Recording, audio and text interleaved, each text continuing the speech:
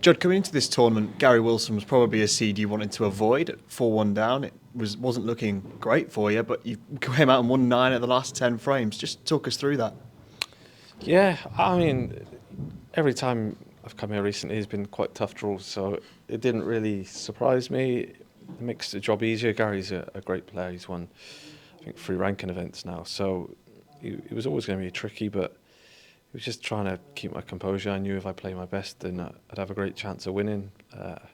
He started off well. He was scoring well as all the long pots were going in, and it was just about trying to stick in there in that first session. And fortunately for me, I had a couple of big flukes that kind of turned the game a little bit. I managed to win the last frame as well, and then tonight struggled a little bit at the start, but then he missed 1 or 2 crucial balls, and that kind of got my confidence up.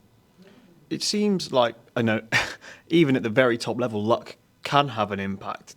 Did it sort of help you switch psychologically? You know, you did get a bit of a run of the balls, and even at the being world number 1, it can have an impact.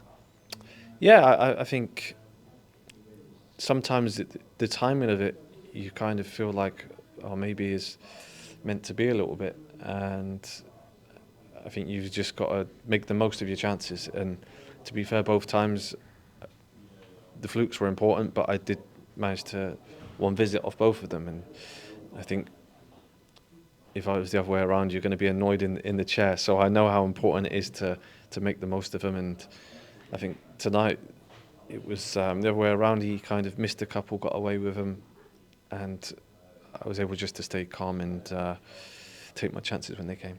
Yeah, Gary was obviously very frustrated with himself. We saw that in his post-match interview as well. Was that something you could sense on the arena floor as well? And could you potentially use that to your advantage?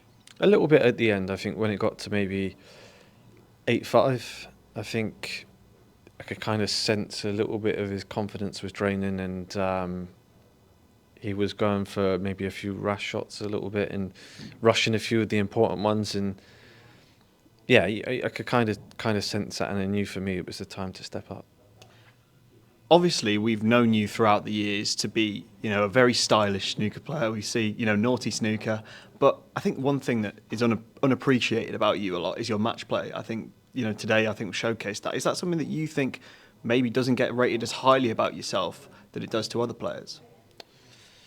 I think in snooker is difficult because I think when you come on the scene as a young kid or very early on in your career, you're kind of labelled as a certain thing, and I think in commentary or whatever it is, you're kind of stuck with that for the rest of your career, even if you don't do it anymore. So, yeah, I feel like my safety and whatever is as good as anyone's. I feel like, and I'm able to compete with everyone. But probably always going to have that title of being the person that goes for the shots and stuff that is still labelled as that.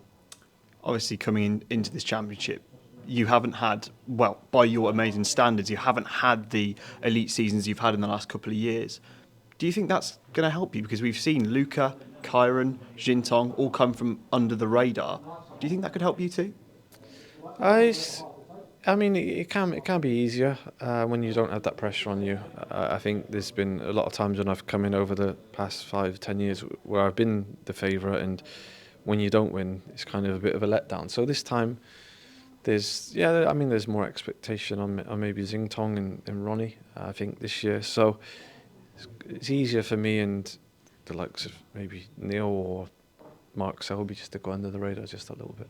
And let's talk about being world number 1. Another win against Si Jiahui or Hussein Vafai will guarantee you the world number 1 spot. How much does that mean to you?